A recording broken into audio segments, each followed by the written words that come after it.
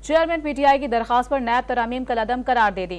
Chief justice की जेर सरबराही 3 रुकनी bench ने कानून की 10 में से 9 शिकें उड़ाकर रख दी।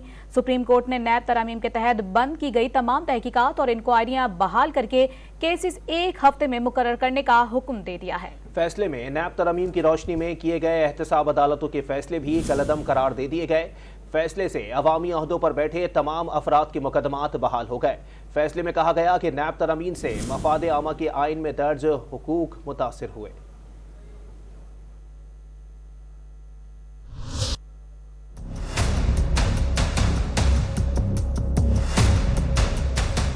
सुप्रीम कोर्ट ने चेयरमैन पीटीआई की दरखास्त पर बड़ा फैसला सुना दिया। चीफ जस्टिस उमरता बंदयाल ने अपने ओहदे के आखिरी रोज पार्लियामेंट से मंजूर शुदा नैब तरामीम कलअदम करार दे दी। फैसले से अवामी ओहदों पर बैठे तमाम अफराद के मुकदमात बहाल हो गए। सुप्रीम कोर्ट ने नैब तरामीम के तहत बंद की गई तमाम तहकीकात और इंक्वायरियां बहाल करके नैब और एहतसाब अदालतों में केसेस 1 हफ्ते में मुकर्रर करने की हिदायत कर दी। फैसला 3 रुकनी बेंच के 2 जजेस चीफ जस्टिस उमरता बंदयाल और जस्टिस एजाजुल एहसन ने दिया, जबकि तीसरे जज जस्टिस मंसूर अली शाह ने इख्तलाफी नोट लिखा।